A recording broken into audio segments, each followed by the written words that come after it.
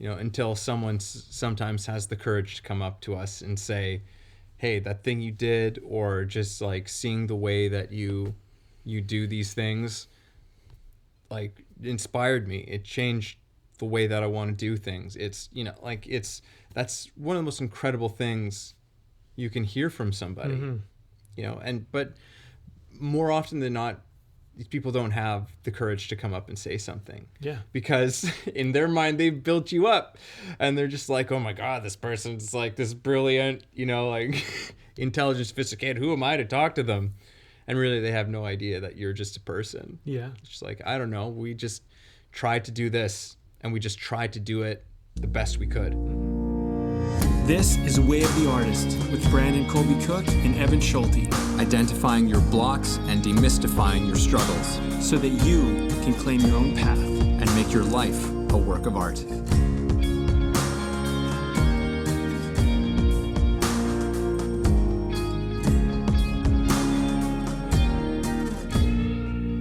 Oh, yeah. It's a new year. It's a new year. A new year. And we thought with a new year, it would be good to talk about new things. As in, yes, we did. As in starting on new things. And as any person who is doing things creative and is an artist, I mean, artists and creatives, we're not necessarily doing anything that ordinary people don't do. We start new things all the time. We do new things all the time, have new experiences. And there's always something that is required of us to do that. And so we, I don't know what's going on right now. But so yeah, we're talking about like getting started, finding what did we call this one again? Finding your starting point? Finding your starting point. There we go. Yeah. Finding your starting point, which is, this is a little bit of a riddle to this one in some ways, because there's kind of a funny nature to that whole idea of finding your starting point. But it's a very important thing to engage with nonetheless, because starting on anything new has lots of challenges, brings up a lot of fears and what have you. So finding your starting point can be a really crucial thing to do, and is something that I think that we'll discover is something that you can really play with, can be a really enjoyable process as opposed to like a daunting one. So let's get into it, man. Yeah, let's get into it. Let's do this. I guess, so much of it is about feeling ready. I think that's probably a big thing that's going on for a lot of people is like, well, what do I have to do to get myself ready to do this thing that I want to do, and so on. And I think that one of the things that I'd mention off the beginning is your starting point might be getting yourself to the point of whatever you think ready is.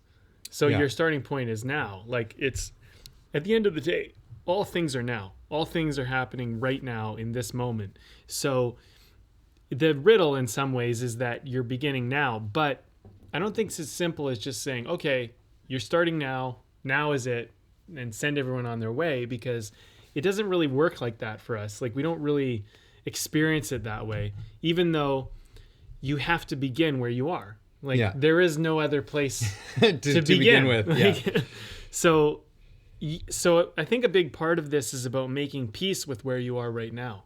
Mm-hmm. And I can relate as much as anybody to the idea that you're trying to get yourself ready. You're trying to prepare yourself or set yourself up to start. And I think that there's this idea that if you say you were running a race, that the race doesn't begin until you actually start doing this thing. Mm-hmm. But in a lot of ways, the moment you decide, the moment you have the thought that you want to do something, that is the moment it starts. Mm-hmm. Whether you acknowledge that or not.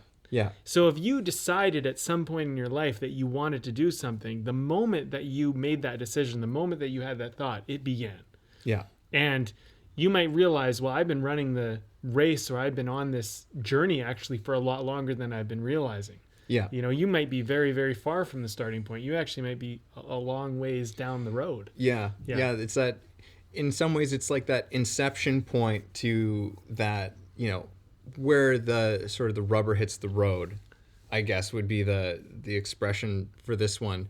And the thing is, like, sometimes I think one of the biggest burdens is, how do you get to that starting point sooner?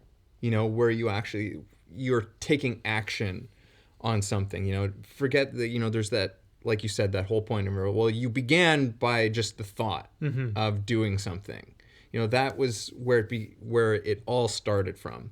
And it's really, how do you get from that starting point to the next starting point? Which is the action starting point. Which is the action starting point.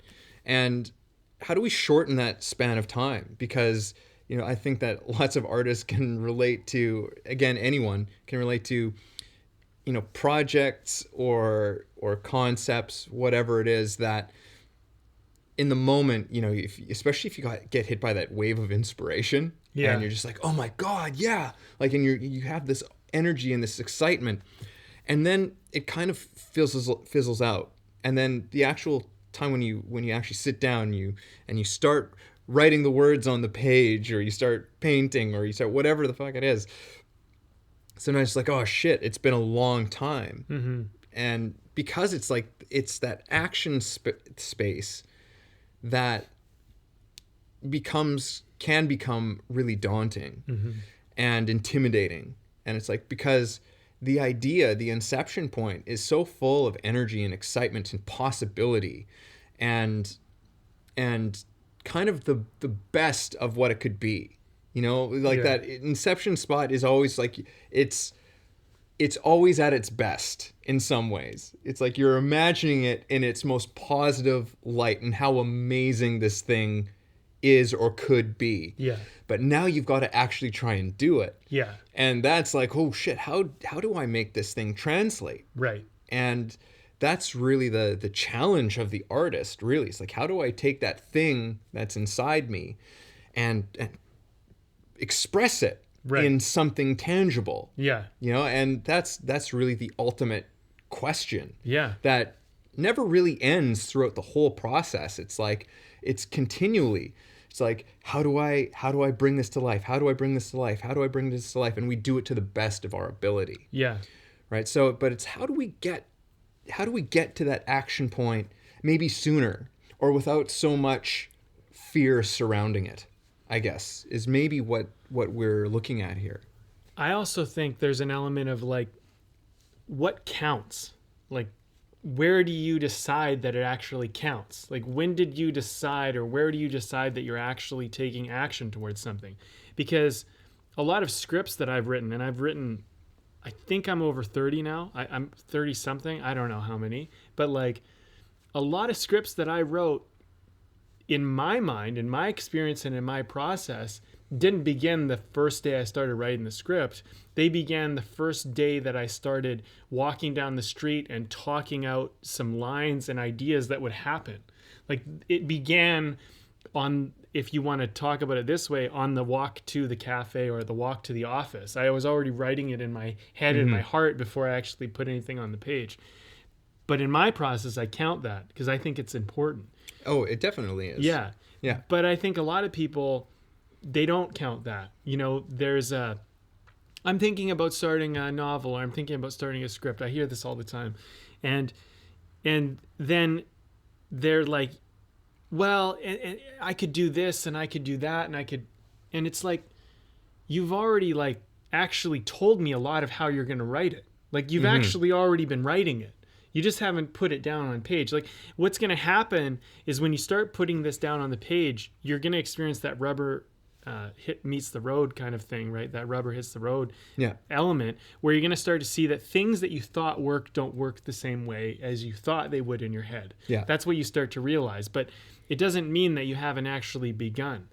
And so when we're talking about this, I think there's the action of actually doing the thing, but there's the action of giving yourself the credit that you've actually begun the process. Yeah, definitely. And also, And that's an important part of the process too. Right. Yeah. And what is when you're really involved in a project and you're really like wrapped up in it, you don't really have days off. You're always kind of working on it. Even though you're not always like writing something down or doing something, your mind is always on it and you're always kind of working something out. So does that not count, And that's where I think that's where the creative artistic realm comes into this, because and a lot of playfulness. Is when you're working stuff out in your head and your heart, are you counting that as actual like traction, as actual things that are moving this thing forward? Because I've tried to write scripts without having all of that, and they end up a lot more empty and a lot more vacant. At least the initial drafts do. That period of like walking down the street and thinking about it, or sitting in a hot tub, or you're having a shower, or you're doing stuff like this, you're cooking breakfast and you're coming up with these ideas, that's actually a lot of what fleshes out your story. That's a lot of what gives it that body. And I've been writing stuff in my head, and I'll get into an emotional state, like I'll be like in tears or super angry, and I'm like working the scene out, and then I'll just stop and I'll be like, okay, yeah, I think I know what I'm going to do. You know what I mean? But like I went through this whole little weird experience, just kind of imagining it.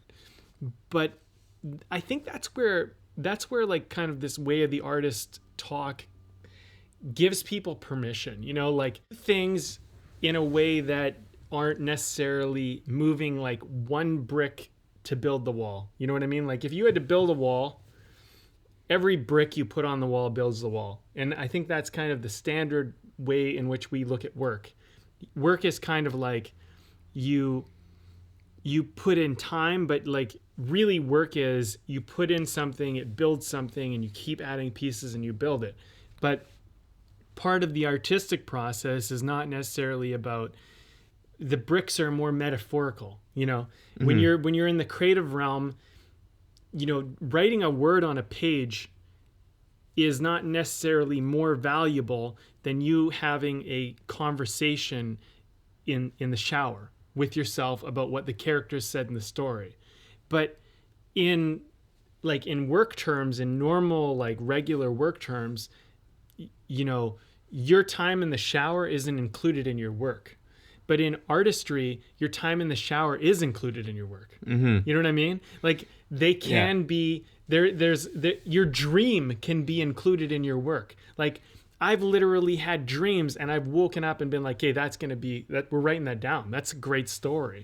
So was I working all night dreaming? Like, but we don't consider it that way. And if like, people wouldn't go, "Oh yeah, you worked so hard while you were sleeping." It's like, well, listen, if that's $1 million movie and I dreamt it up and I went to sleep for 8 hours, it was a great 8 hours of work because it turned out to be a hit movie. You know what I mean? So I think one of the things that I want to kind of approach here is that your concepts of what you think is actual work, I want to challenge that idea, because I think in the creative realm, that's part of what creativity and artistry offers. Well, there has to be, because we live so much in a society that just, and we talked about this recently, but we value and admire just like nonstop go, hustle. But we're also in a culture that's just like riddled with pharmaceutical addictions and unhappiness and depression and all of this stuff. Like we've lost sight of the value of taking time. We're starting to get back there, realize the importance of this, but the importance of taking time to sit and ruminate and do nothing, and even do things that have no purpose to them, other than just for the sake of doing something. Even everything we've built up so much is like the way that we go about things is it always has to have some reason for why we're doing it. And that's not necessarily what you're saying here, but this is like on the opposite end of the spectrum of it. What we're saying is that there are so many elements in the creative process that are not as necessarily so tangible, but they are incredibly important. Like one of my acting teachers, he told us just as part of a process, he was just like, I want you just like to read the scene, because he gave us all scenes, you know, like he's like, all right, and that we were going to be performing at some point. And he said, I want you all to just take your scenes home and go into your bedroom or a quiet place where you won't be disturbed. And I want you to read it silently 3 times through before you even open your mouth to say anything, before you start writing anything down.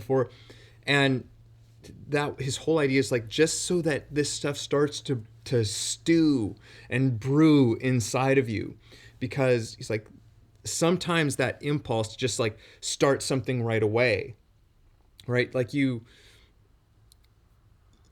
his thing was like, you're going to start making decisions on something before you even really know what you like anything about it. You know, he's like, you're going to start jumping into cliches, you know, of how you think that this would be performed, as opposed to letting that material, letting those words, letting how that scene unfolded do something to you.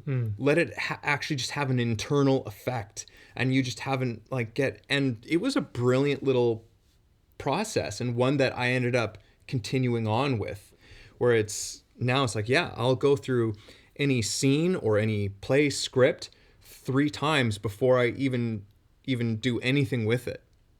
Go through it 3 times, and every single time there's something that you go, oh, I didn't catch that before, or there's an entirely different feel, or something has changed with it from the first reading. Yeah.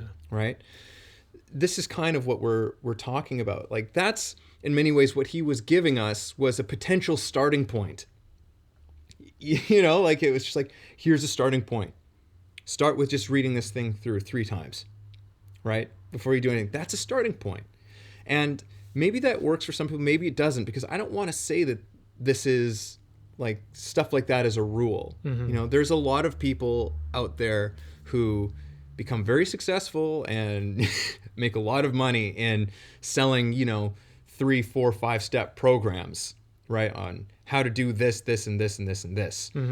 But I mean, as we've discovered, especially when it comes to this business of creativity and this whole landscape of life and living, which is changing constantly. Yeah. You know, life is change. And we're not the first ones to say that by a long shot. But the thing is that those 3 steps break down when it comes to these kinds of matters, when it comes to this kind of working material. Because they can't address all of the changes that are going on. These are really just potential ideas that may or may not work. So like, what we're trying to encourage you is that you need to find where you start, what your starting point is.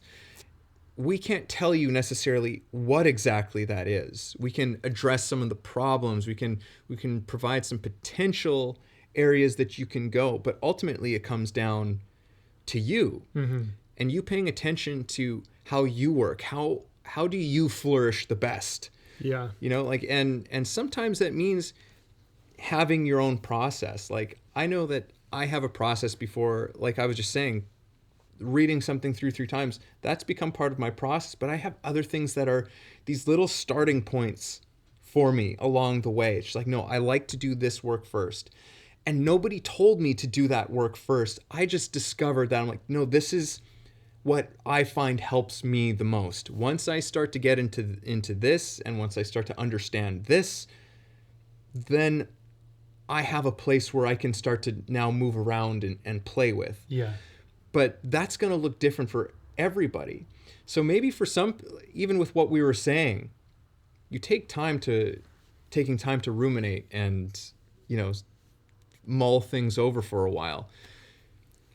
I have no doubt that some people do their best work by just jumping in.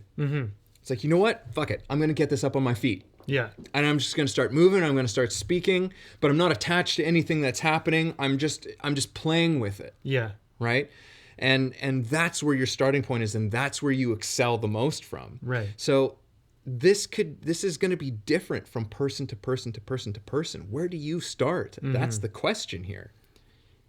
Yeah, you don't have to. Also, you don't have to know everything. Like, you don't have to know how it all works. When I started my business, I didn't really know how it all works. I just had made a lot of movies, and I wanted to show people how to make movies. And a bunch of people kind of came to me, and they were like, "Brandon, can you teach us how to make a movie?" And so I put together a 13-week program. That was random. 13 weeks, but I was just like, okay, like roughly I need about that amount of time to kind of get people through this process. So I just chose 13 weeks. It just seemed right. I don't know. Yeah. And I put together kind of like, this is what we're going to do on these weeks. And this is about how long I figured they need to get through this stage of the process. Because I was that was my first course I ever created. It was creation to completion, movie making, creation to completion. You know, how do you take somebody from like a concept all the way to editing and distributing their movie on a short scale, right? And so I created that, not knowing what I was doing, basically just based on my experience of having done it before. So I think there's a certain part of you that, you know, you already have a certain amount of stuff that you know, right? That is already yours, that you've done in life, and you can share that, you can package that, you can put that together. You know, there is a screenwriting process. There's a way to properly write a screenplay, or there's a way to properly write a novel, for whatever. But quote unquote. Yeah, quote unquote.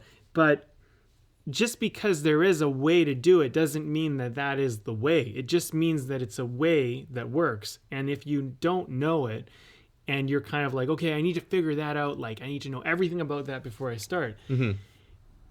Maybe not. Maybe what you need to do is just start writing, and then you'll start figuring that out. And maybe you'll find you'll go off and you'll make mistakes, but then as you're writing it, you can go and learn some stuff. I think the mistake is trying to learn it first and then do it.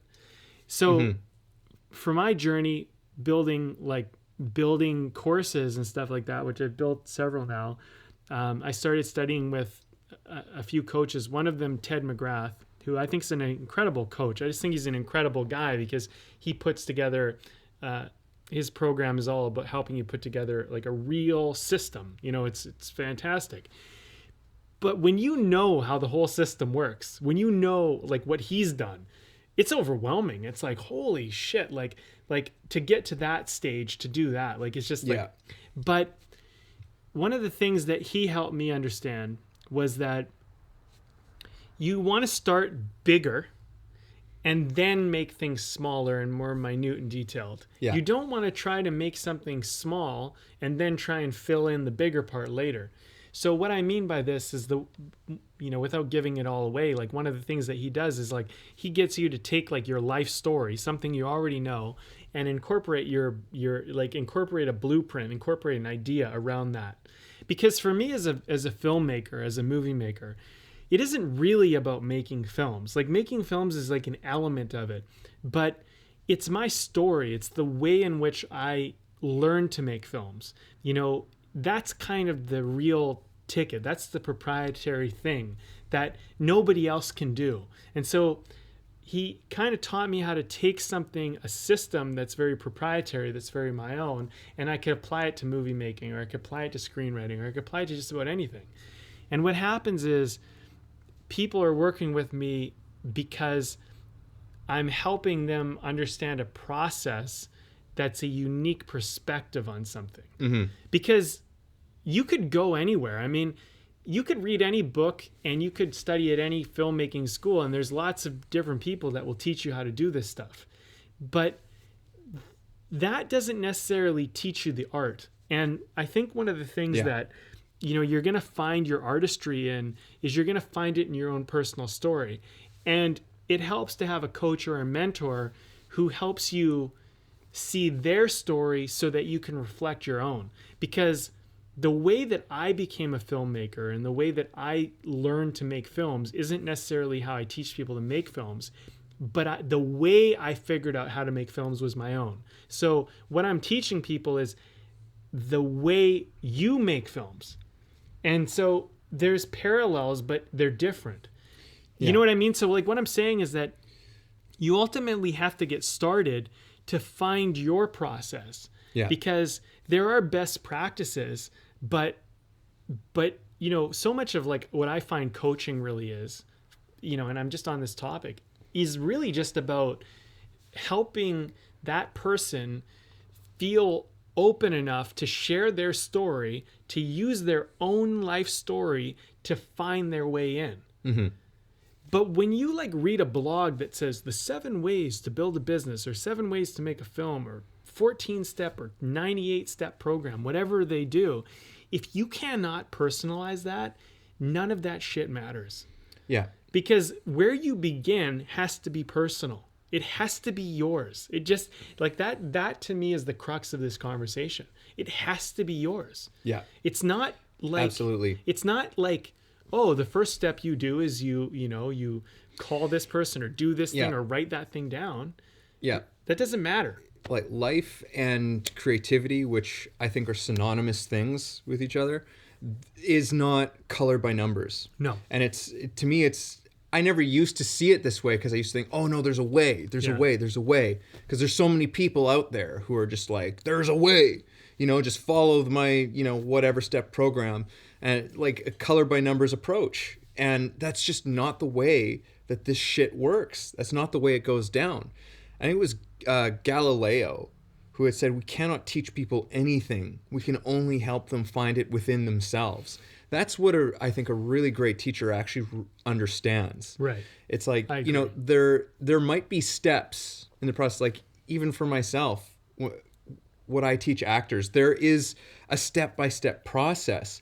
But this process, which is part of the reason why I fell in love with it when I was doing it myself, and why I wanted to teach it, is because there's this process, but it creates this space for students to have their experience within it.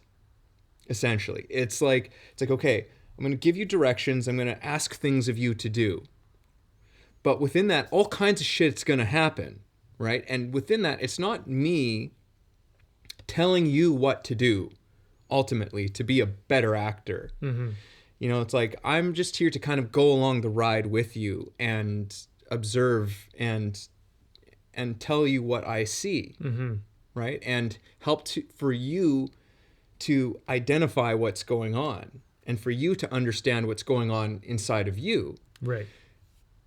Because ultimately the process is actually not really teaching actors, but helping actors to teach themselves. Right. To take them, for me, it's taking them to a place where it's just like, oh shit, I understand where I have to get to now to feel really good about my work. Right. I understand the space I need to occupy. And that's not me telling them technique. That's not me that's them having an experience of themselves doing this work. Right. Which is the most important thing. The most important thing, because now it's like you don't need me anymore.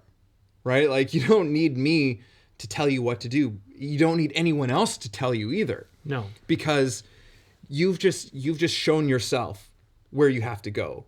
You have your own standard now by which your work has to get to. And through that experience, that I've had for myself, now my own acting work is so much more flexible and dynamic than it used to be. I have, yes, processes that I go through, but there's so much more movement and wiggle to it than there used to be, which makes it a lot more fun. But because I have an understanding and I've experienced a place where I like to be internally with my work, I understand, I just simply do what I need to do to get to that place. And that can change. It's just like, okay, this thing that used to work, we talked about this before, it's like, this thing that used to work for me isn't working for me this time around. Yeah. Okay, shit. All right, so I need to get to this place. So now what the hell do I have to do? Right. Right? And then something new enters. I discover something else. And I learn something. And it makes it such a more engaging process. Such a it demands a level of my attention, but there's so much enjoyment that comes out of it, as opposed to just trying to solve something through like hammering away at a process that isn't working. Yeah. Because, someone told me it worked, or even because it worked for me once in the past. Right. Right? It's like, yeah, that's a starting point, but shit, it's not working this time, so throw it away. Yes. Right? Maybe it'll work the next time around when you go for, all right, it's working this time. But if right now it's just not doing it, yeah, then drop it. Yeah. Find another way. Yeah. Yeah. It doesn't always work. Like whatever you did before doesn't always work, and things change. You change. New information, I always think of the Big Lebowski, and like, new things have come to light, man. Shit has come to light. It's like, but it's true. I mean, like, is as you evolve through your process, things will become visible that were not visible before, which will change everything. And part of being an artist, I think part of being a creative person is about being able to adapt to these new changes and being willing to acknowledge and accept that things have changed or altered. Because just because you began a certain way before doesn't mean that you have to do that. There's no necessary like loyalty you need to be to your creative process. Like whatever's going to get you started today is what is going to get you started today. But if you figure that out, that doesn't mean that you have like the way to get started now. Yeah. Just because that worked. And you see this all the time. You see actors trying to model like past performances of other actors, or people trying to write scripts that have written of old, and it just doesn't work because at that time it worked, but now it doesn't work. Yeah. And I think the only way you're going to do something that is truthful and authentic is for you to allow whatever it is that you're at right now to be the starting point. I started writing a novel about, I want to say like 2 years ago, maybe even longer. And I still mark down every day since I started it. And what happened was I couldn't sleep one night. And I didn't want to journal, and I didn't want to write anything, and I didn't have any particular project that I felt like. So I wrote down this first chapter of a novel. That's what it turned out to be.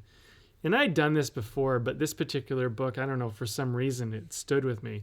And I wrote down this chapter about basically where I was at. And it was like a guy who couldn't fall asleep. He was like, he was up all night. And then this character, I didn't necessarily do what this character did, but then this character left his house and walked up to a bridge and stood on the edge of the bridge and then thought about jumping.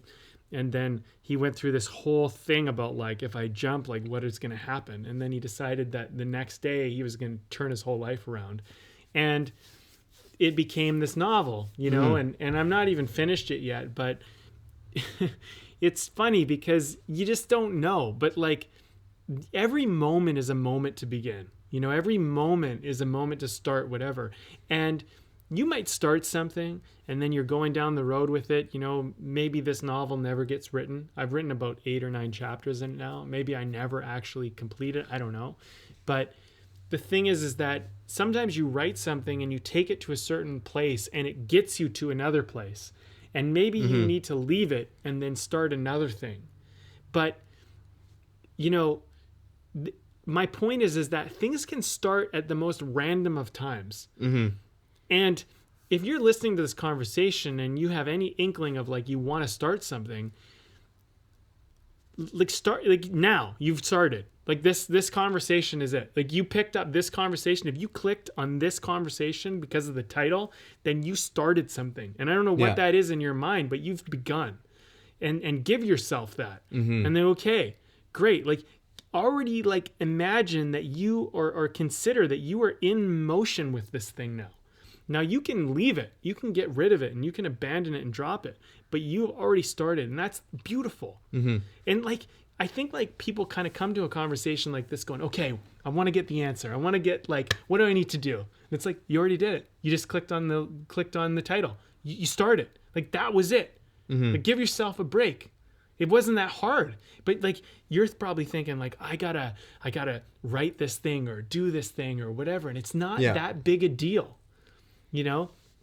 And the other thing is, I want to say this, like one thing I learned from Ted, and I'm only in the early stages really of building out my program and building out all this stuff the way that like he's taught me how to do it. But like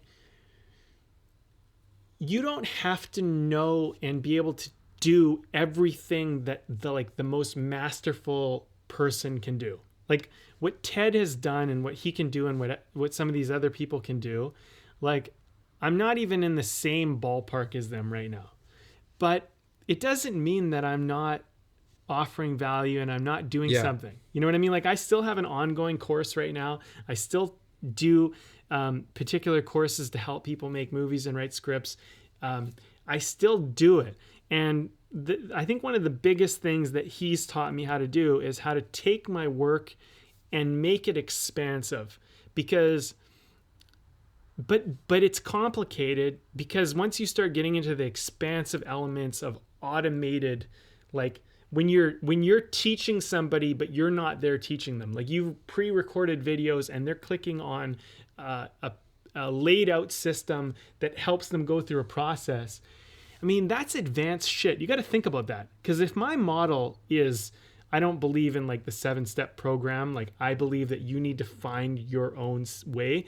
When I'm teaching somebody, I have to learn enough about how people are going to interact with my content so that I can still like be there for them in an automated way, but not be telling, like not just be like, okay, you do this and you do that, right? So maybe what your vision is, like, and I'm just saying this, you know, maybe there's someone else who's out there like me. Maybe your vision is a little bit more like, it's a little bit like, I want to teach people inductively. I want to teach people, but at the same time, you recognize, say, like, you can't be there for everything. You know what I mean? I'm just saying that what happens is things can get really complicated really quickly. Mm-hmm. And you don't have to know. Like, you don't have to be working at a level that is at the top tier yet. When you begin, all you really have to do is start getting something moving, start getting it done, and start figuring out how to do that next step. That's all. It's really just building off of that fire. Yeah. You know, like that initial fire, that's always your touching point. That's where you always refer to. It's like, what's building towards that? What's building towards that? Are you sharing that? Right. I think what you were saying, or I don't remember where I read it exactly, but it was something to the effect of, the forest would be very quiet if only the most beautiful songbirds sang.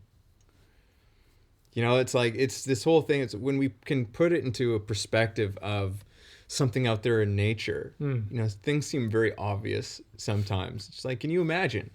Like, if only some birds would chirp, would sing their songs because they were self-conscious about their sounds, right? Like, it seems absurd. It seems an absurd thing, like, to even say something like that. It's like, what? But birds chirp. Mm-hmm. Birds, like that's what they do. And it's like, yeah, and human beings create things.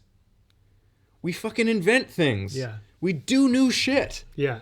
We have that capacity. That is what we do. Yeah. Each and every single one of us, to whatever capacity that is, you know, and this is a whole can of worms, but it's like, I think so much of what gets in the way is we have all of these judgments about what it has to be. You know, we compare it to what other people are doing. And it's like, well, I can't do this, like, unless I can do it at the level of this person. Who says that? Yeah.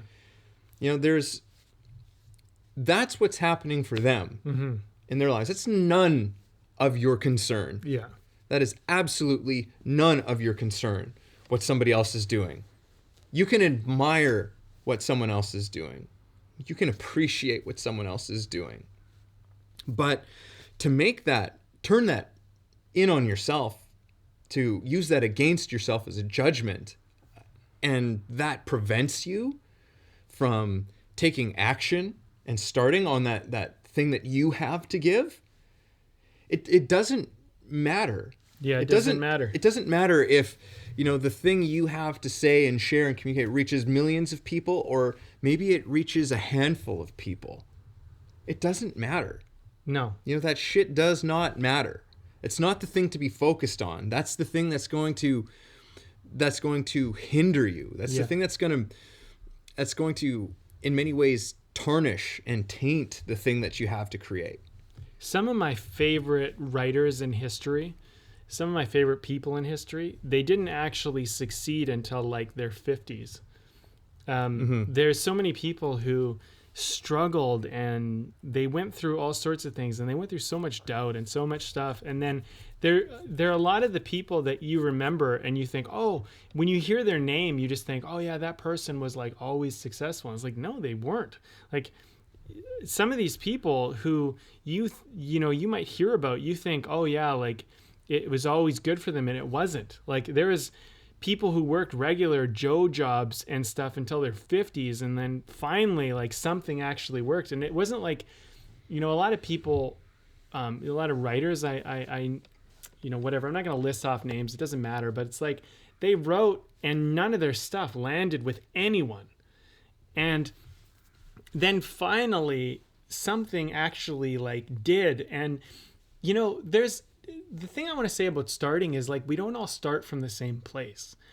I mean, and you and I were talking, what kind of got us into this conversation, and one of the conversational points is you just mentioned about like privilege. And I feel like privilege is such a bullshit thing. Like, it's like, I look back and I go, fuck man, I would have loved to have support from my parents and encouragement, and like, my dad, for example, like promised to buy me a camera if I moved in with them, and he didn't, but I, had that gone the other way, where he would have bought me a camera and like helped me go through film school and supported me and encouraged me. I mean, that would have been wonderful, but it didn't happen, and it wasn't my story. And, when I made my first film, I didn't even have a camera. I borrowed my friend's mom's camera at camp because that was all I could get my hands on. You want to talk about privilege, man. Like, you got people walking around, it's like, oh, well, this person has that camera and blah, blah, blah. You have a fucking iPhone in your pocket. You know what I mean? Like, I didn't even have a camera. I had to borrow it from my friend's mom. Work that out for yourself. Like, I had to borrow her little digital shit camera, and I didn't have an editing system either. These phones have editing systems. Privilege pisses me off so much, how people talk about all the excuses of why they can't get started, because like, I wasn't born into the right family, I don't have enough money. Fuck all that. Get over it. You know what I mean? Like, if you really want this, you'll begin. That's as simple as this is. And if you are not beginning, I'm going to tell you this, you don't really want it. You don't want it bad enough, because I know what it's like to want it. Like, I know what it's like to be like, if I don't begin, it's never gonna fucking happen. Nobody is gonna give this to me. Nobody is gonna come along. There's no fairy that's gonna come along and help me get this. So, and that, for the people on the other side of the line, I think there's always a moment in every podcast where I get lit up, and This is one of those. But like, listen, if you fucking want it, go get it. Like, stop complaining, stop making excuses. A piece of paper, a pad of paper, if you're a writer, doesn't cost much. Get a pen, get a piece of paper, write some shit down. If you want to be a filmmaker, go grab your friend's iPhone. I don't care how you do it. If all you can do it is for a few hours in an afternoon, you make your fucking film. That's how you do it. And that's your story, and that's what you live by. And those are the types of things, when you realize what you can do with nothing, you realize, like, man, if they gave me everything. Like, when I directed my last film, we used an ARRI camera. Like, this thing is fucking, like, this is like what studios use. Yeah. So to go from being a guy that had to borrow his friend's mom's camera for a few hours each day at camp to make his first film, to be a guy that was hired using an ARRI camera, like, fucking ARRI, like, to do that, to use links, to working with, like, a 30-year veteran DOP, like, if I didn't if I didn't figure out a way to get that camera without an editing system, without a plan, without anything, I wouldn't have got there. Now listen, I'm not the most successful filmmaker. You know, in a lot of ways, my career is very minimal compared to what a lot of people have done. But you know what? I don't give a shit. Because I'm making films, I'm doing what I love to do. And yeah, you know, there are days where I think, man, like, wouldn't it have been nice had I been able to go to film school, or had my parents been supportive, or had I, you know, had some encouragement or whatever. But I didn't. And the thing is I am where I am, but my life's not over, and I'm continuing on, and I'm carrying on. So people can judge the shit out of that, but I have my story and my journey. And I'm just going to say this to everyone else. You have your story and your journey, and your journey might take you to get where you want a few weeks, a few months, a few years, or it might take you a few decades. And you know what? If you decide that 2 decades is too long for you, you don't want it bad enough. That's it. That's the bottom line. So just make your peace with that and move on. And don't complain about it, because it's just, you know, you can sit around all day and talk about how people are privileged and they've been granted. But I can tell you one thing. There's a lot of people that have been privileged and granted all sorts of opportunity, and they're doing jack shit with it.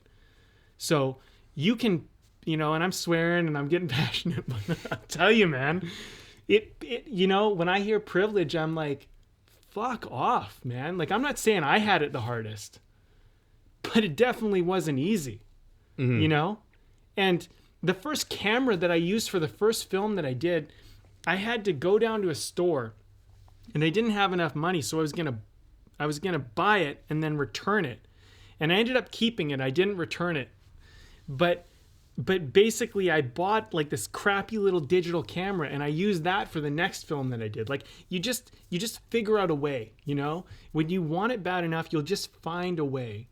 And you know, there's lots of things that I haven't finished or followed through with, and the bottom line is I don't want it bad enough yet. You know? And that's something we all have to face. But you know, I just think it's a shame when people, like, you use that songbird analogy. You don't sing your song because you don't think it's good enough. You don't think your camera's good enough to make your film, or you don't know enough about story to write some things down. Just do it, because you'll get better, and who knows, maybe you might put out something that's actually incredible and you just don't realize it. Give us what you got. Yeah. Give us what you got. And some person's going to hate it. Oh, man. Definitely someone's going to hate it. Someone's going to hate it. Absolutely. 100% multiple people are going to hate it. It's just the way it goes. It's just the way it goes. That's just stepping in the ring. That's the price of creating and putting something out there. No one's immune to it. Martin Scorsese just put out a fucking movie. Yeah. He's taking shit for it. Yeah. You know, like, it's like the best, most prolific artists of our time and before then and before then, all of them had someone who's like, I think that they're overrated. Oh, yeah. You know, I thought that was, there's always going to be that bullshit going on. Oh, yeah. You can't be worried about what other people think of it. You know, at the beginning, if we're talking about starting, at the beginning, it's you and yourself with your art. That's it. You're the only audience member right now. And if you think it's entertaining and if you think it's worth talking about, then it is. And that's enough. Yeah.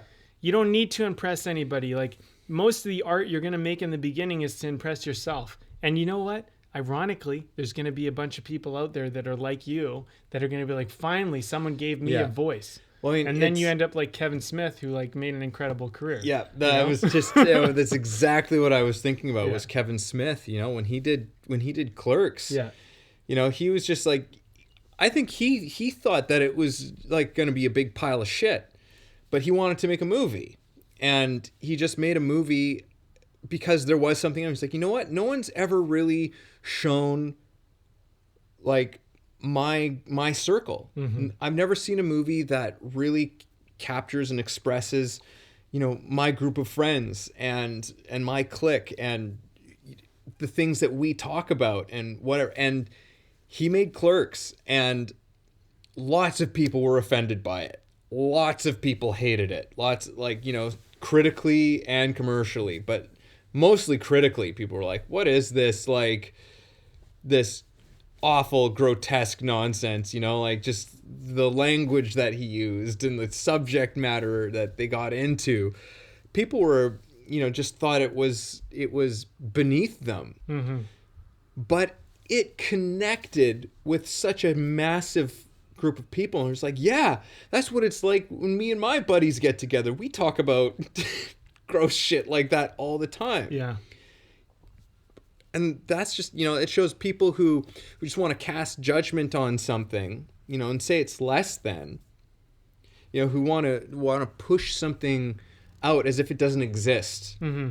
You know, as if this thing came out of nowhere. Mm-hmm. It's like it didn't come out of nowhere. That came out of something real, Mm-hmm. of a real pocket of society that wasn't represented. And suddenly it was being represented, and we're like, oh my God, somebody's finally given me a voice. Yeah. Someone's actually shown what it's like to be me and said that this is okay. And they said it's okay because it's in a movie. I'm seeing it up on the screen, and it's like I'm not alone in this. Like there's so much power that comes out of a stupid little movie like Clerks because someone had passion and conviction to show something that they'd never seen before. Yeah. And it's great, you know, that you even like call it like a stupid little movie, because that's how you might look at this stuff. You might think, oh, this is just a stupid little thing with me and my friends at a fucking corner store, and like, who gives a shit, you know?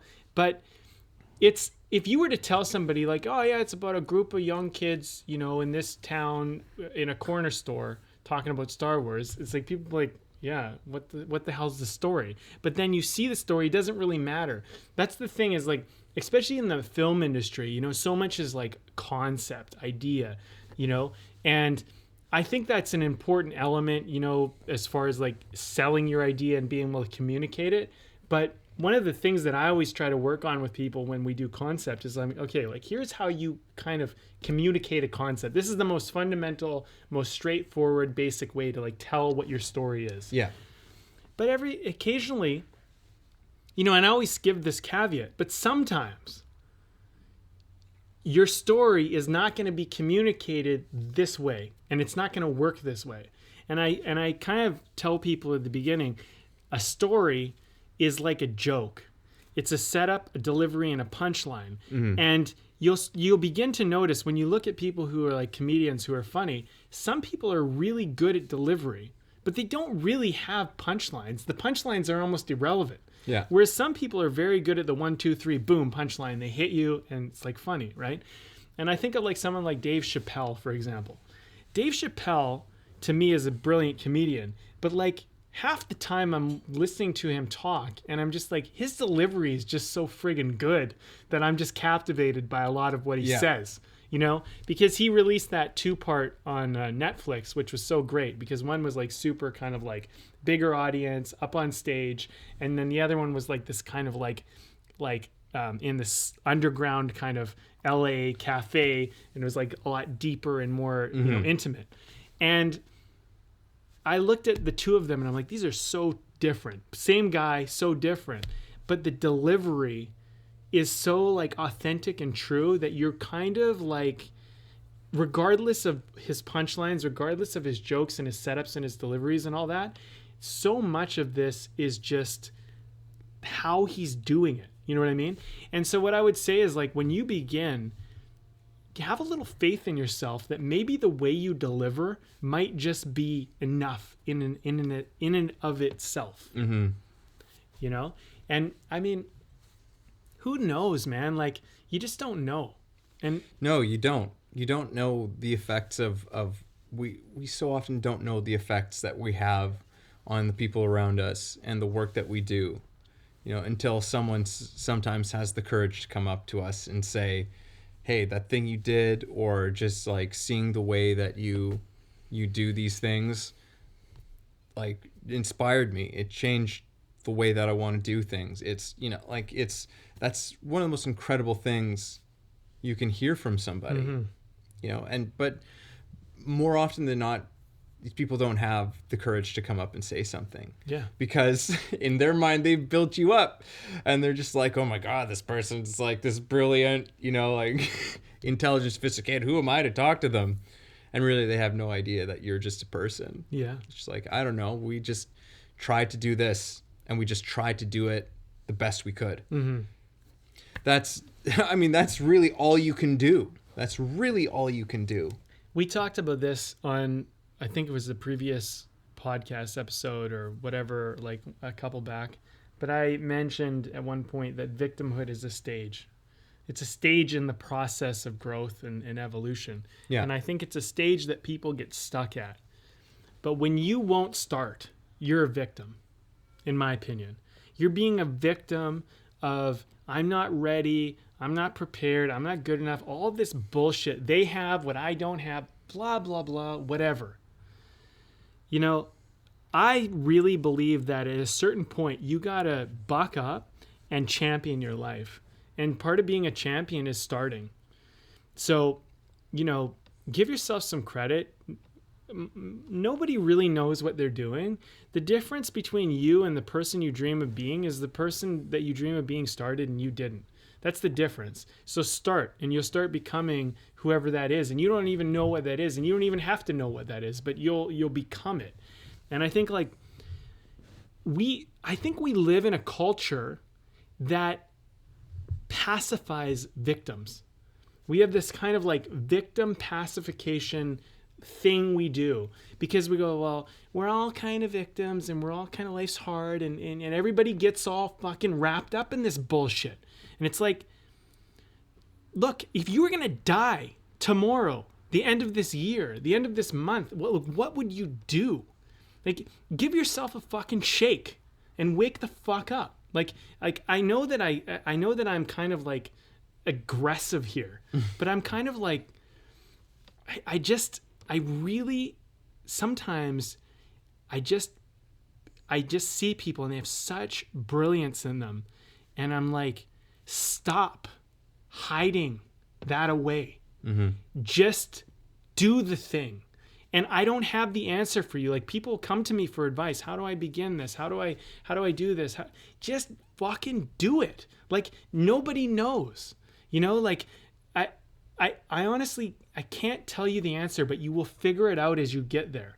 And like, I think as a coach, like, one of the things that half the time you're trying to do is just give people a little bit of an encouragement and a little bit of support and a little bit of a crack of light so that they're willing to like walk through something. And they'll thank you because they'll be like, oh, thanks so much for doing this and helping me do this. And it's like, I didn't really do that for you. Like, you did that. But what I did was I helped you have some permission. That's really it. Like, you had it in you already. Mm-hmm. And I think a really good coach doesn't try to take credit for what their like student does or what their protege does or whatever you want to call it, right? Like, it's and I don't know, like, maybe I'm a little bit in coach mode, but like, it's also like parent mode. I think about, like, if I was to die and then maybe if I had a kid or my niece or nephew were to hear this, I'd be like, if I could leave anything, but like, when I get passionate, like, this is what I'm leaving behind. I mean, this is my legacy. This is it. It's like, just go for it. Cause like, you don't know, like, life's going to pass you by. Like, you'll never regret this, whatever this thing is.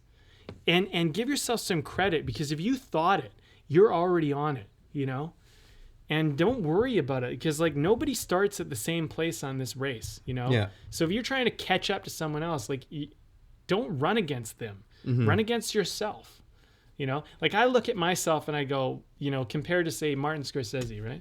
I'm like fucking nowhere. I'm a blip. I'm like, people could look at me and go like, oh, Brandon talks about filmmaking, hasn't really done anything.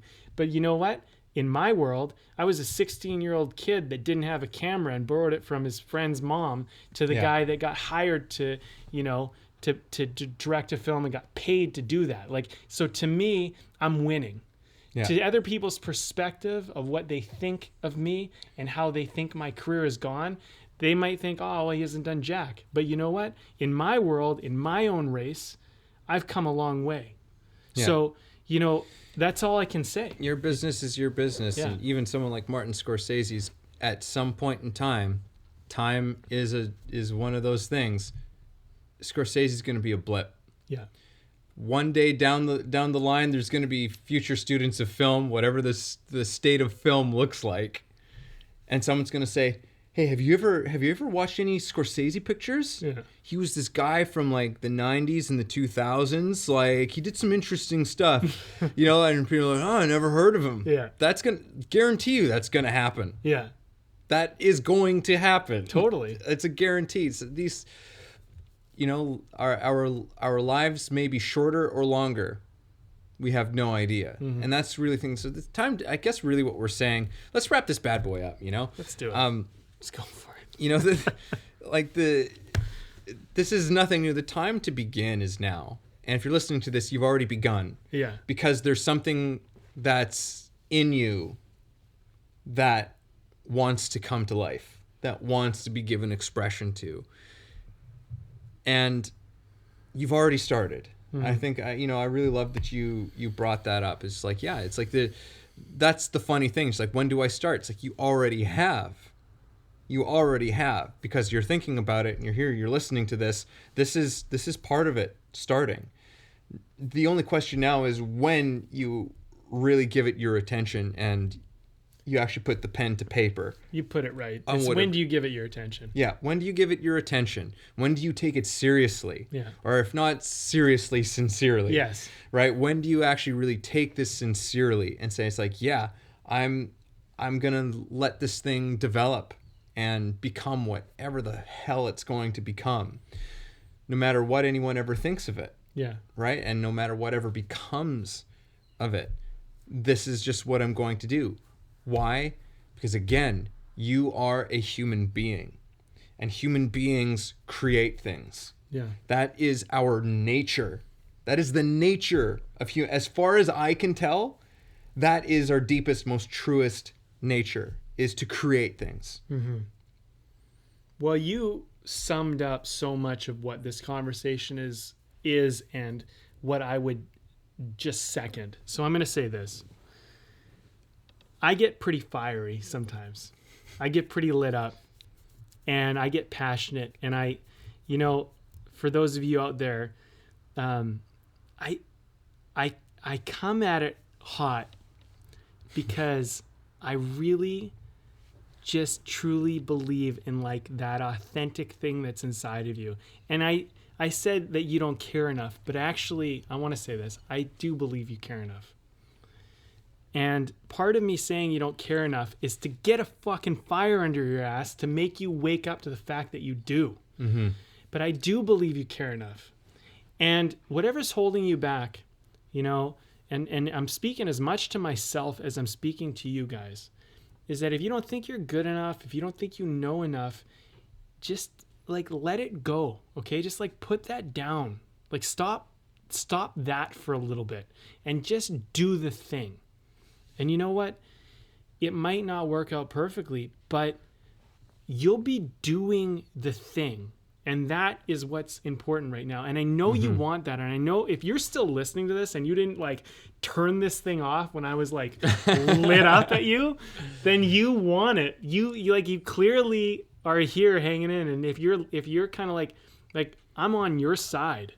And the thing is that I don't know you necessarily, but I'm here in your corner fighting for you, and so is Evan. And there's so many people that are actually fighting for you. You don't realize it. So all I'm going to just say is, take what Evan said, you're starting right now, and just go. Just go. Let's see what happens. And then you'll get to the next thing, and you'll get to the next thing, and we'll work all that out. But I do believe you want it bad enough. I think that what's occurring is you're not giving yourself permission. And you don't have to have some fiery desire about it either. But, I just find for me, sometimes it helps for me to get a little bit lit up, to get myself fired up enough to fucking walk into the flames. Because for me, I experienced a lot of adversity when I started. Like, I had a lot of doubters and a lot of like family and, whatever, so I had a lot of that. So I had to kind of be fiery and defiant. So I think like it's not always the most gentle approach, but I do it out of love. And I'm just going to say that if that's what you need, go for it. And if you have another way of getting lit up, then do that.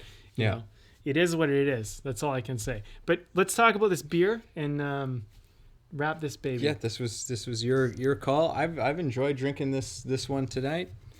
Yeah, I've enjoyed it. It's called the Juice Bomb. New England IPA. Nice. Who did this one? So this is from Bad Tattoo Brewing Company. Bad Tattoo. I know that one. Where the hell? They're in Penticton. Oh yeah, BC, yeah. Which, by the way, is where I was born. Yeah. Yeah. No, I've actually been to their restaurant, brewery. Yeah. Stuff. Yeah. Yeah. So it was a tasty. Yeah, it's tasty. been good. Double dry hopped. Double dry hopped. Yeah. Oh my god. Yeah, it's a little strong, but it doesn't taste actually as strong as it is. No, it's 6.2. But you don't notice it. Just sip and drink, and you don't notice it until it sneaks up on you. Yeah, until you start yelling at people on a podcast. I'm just kidding. Okay, guys, thanks for tuning in, and begin. Thanks for listening to the show. If you got something out of this, if you feel it improved your life or your journey in any way, please take a moment to subscribe, leave a review, or share the episode. You can also support us on Patreon, where we have tons of great bonuses. You are the ones that make the show possible and help us to thrive. Thank you for joining us.